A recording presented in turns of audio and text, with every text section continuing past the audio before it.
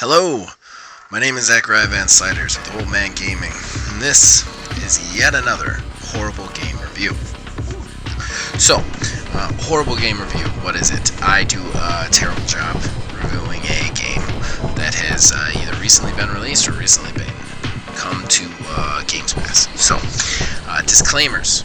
I am a house dad, do this part-time, don't get paid for it, so the quality of it is probably not going to be that good.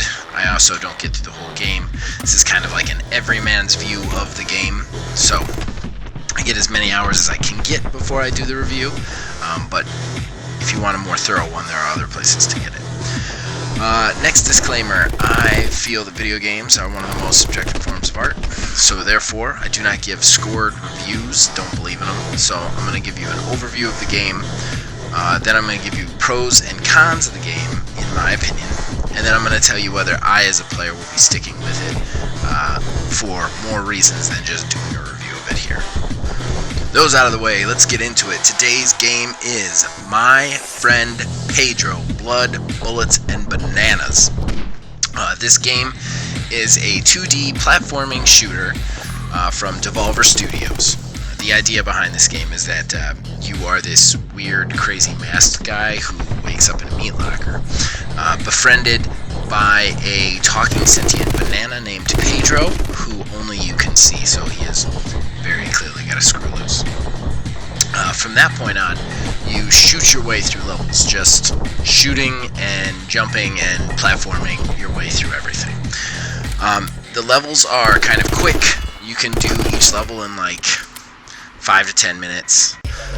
And then there's a certain number of levels in a chapter, then you get to like kind of like a boss stage where you fight the overarching bad guy of that area, and then you move to another chapter where all of the levels have a different theme. So like the first chapter was like this old town, like diner, meat locker type thing, and then the next chapter was an office building, and then one after that's a sewer level. So that's how it goes. There does seem to be a story to this game, albeit ludicrous. There is something to the character, and definitely a twist coming.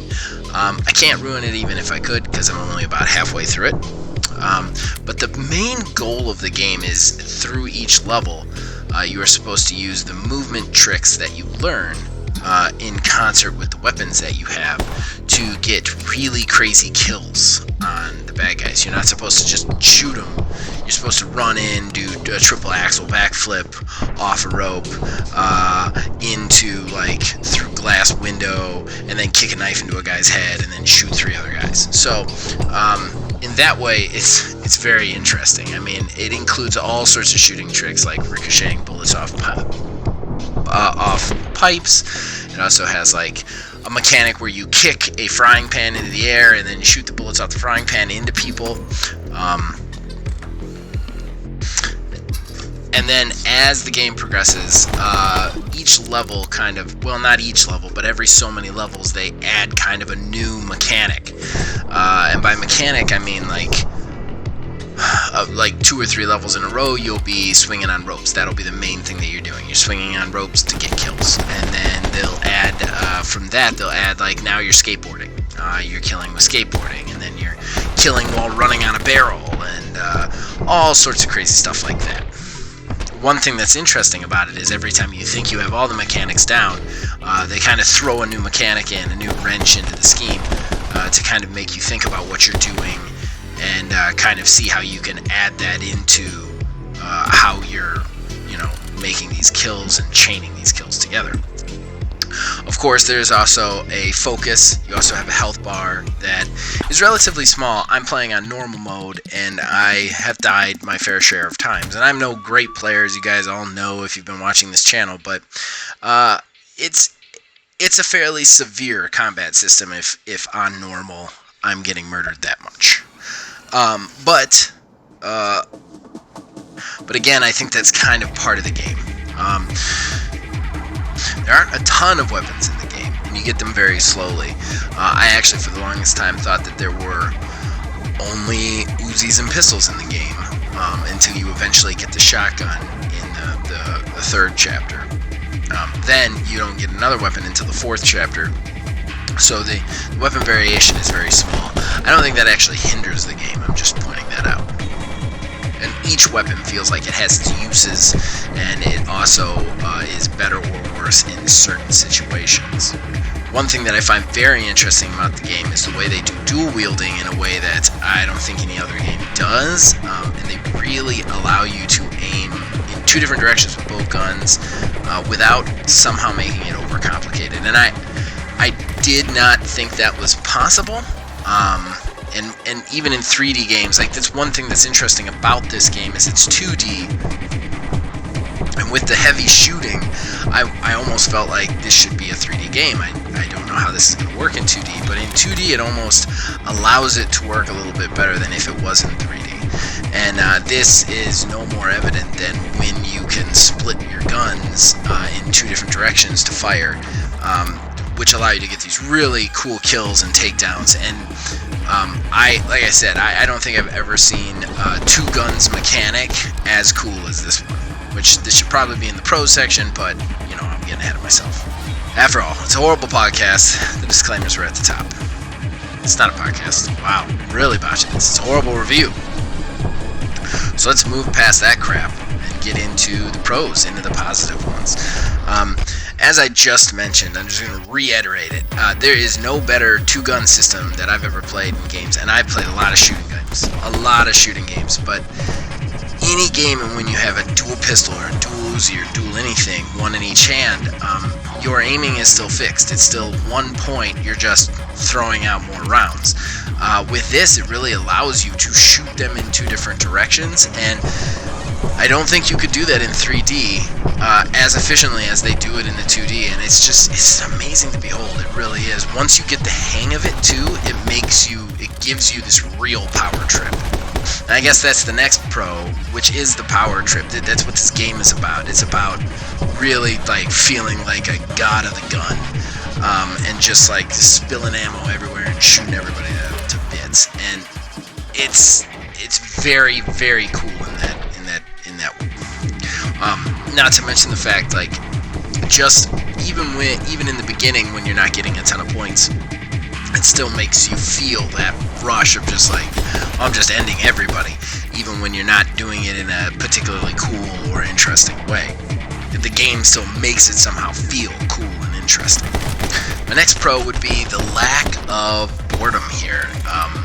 A lot of times I find with games like this, platforming games in general, not even just shooter games, but platforming games in general, is once you get those base mechanics down, every level is just a higher difficulty of those same base mechanics, which is fun in its own right, but at the same time can feel a little stale.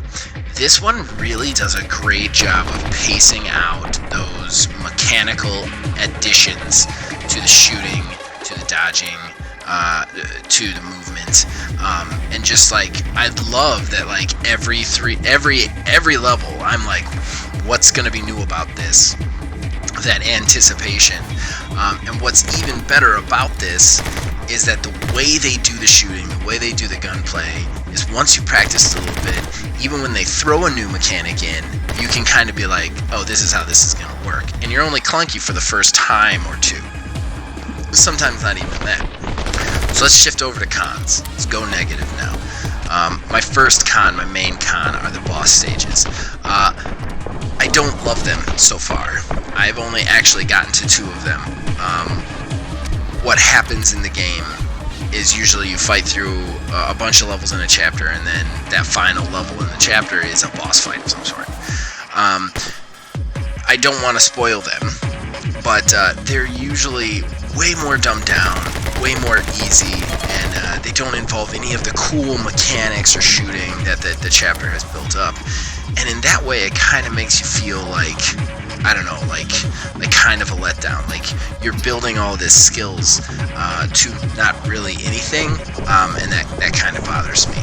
The first is like, you play all the way through it, and not to spoil it, it ends up in this like large car chase shooting thing, which is fun to watch, but it's super easy and not difficult, and there's not a whole lot to it, and you've built up all these mechanics along the last like 8 levels of the chapter that I would have rather them find some creative way to make the boss about all the mechanics you figured out how to do in that chapter. The second level, the boss fight, isn't another chase per se. It has kind of a different mechanic, but again, it's another one of these kind of almost like it feels like a bonus stage instead of the actual boss fight. So that's my big con on that one. It might be a little bit nitpicky, but it's kind of a bummer when I get to the boss round. I'm like, well, I'm just going to walk through this. My only other con would be the scoring system. At the end of each level, the replayability of this game is doing it faster, doing it on higher difficulties, and doing it on an international leaderboard. It has it built into the game. That's kind of the passive multiplayer of it, is you're trying to like beat other people's scores and time trials and beat on leaderboards and whatnot. That's cool. I don't have a problem with that. But the scoring system of the game is very harsh on you. So you get to the end of the level, you felt cool the whole way, and instead of giving like a 5 rank thing where like A, B, C, D, and E, and then there's like an S rank for super good, it's just 3 and then the S rank for super good. So A, B, C, and then the S rank for super good. And you get C a lot. And I know this is super nitpicky, but you want that power trip. And that's what this game is about, is that power trip. So even the worst players shouldn't be getting to the end and being told, you sucked. They should get a little bit of a bonus. So I feel like the scoring system should be a little bit wider, and less people should be getting those E's and D's. More people should be, so that the C's and B's that you got felt a little bit more powerful to you, which that's the one thing I'll say. I don't like the idea of like doing this level in this cool way on a power trip and then the game tells you, well, you suck at this. It kind of goes against the grain of what I felt like they were trying to do here. So that brings me to, am I going to stick with it? I'm going to beat this game 100%. Whether I'm going to go time trialing around and fighting people, I don't know. I don't know that the replayability is really there. On my end, I don't need that speed run, shooty feel in my life. But for an indie game that's smaller, that's also on Games Pass, this game's amazing.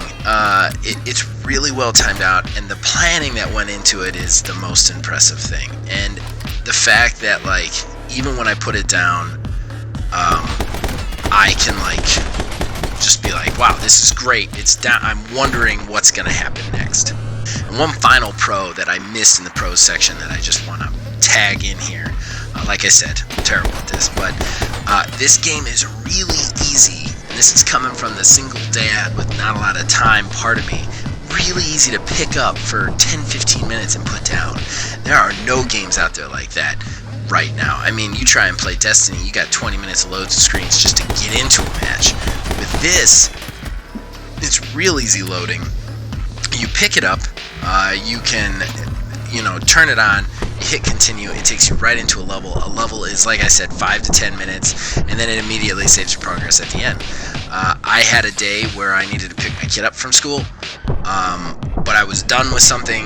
I didn't need to leave for 15 minutes, but I had nothing else I could do in 15 minutes, so I picked it up. I played 2 levels in that 15 minutes, felt completely accomplished, had plenty of time to then leave and go pick up my kid from school. So, I mean, like, on that front, there's very few games out there that you can do that with nowadays, and this is one of them. Okay, so that brings us to the end of this horrible review. And as long as you guys keep watching these, I'll keep making them. And as far as the pre-recorded closing that you usually hear at the end of these, I'm going to skip it this week because something very special is coming out in audio form on Thursday and then on YouTube on Friday. It's very important to me and everybody who put work into it. Anybody who watches this channel may or may not know that I do a gaming podcast with a friend of mine, Logan Knights645.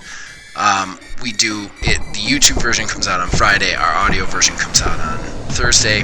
But we have gotten together with all of the people who help keep Old Man Gaming alive.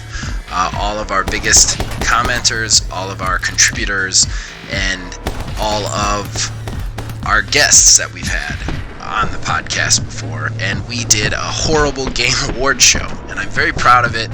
We've put a ton of work into it over the last 2 weeks.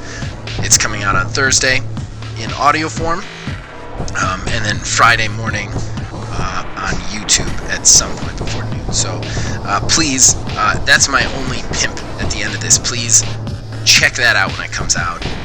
It's very, very close to my heart. So again, thank you to everybody who keeps watching these reviews and allowing me to do this.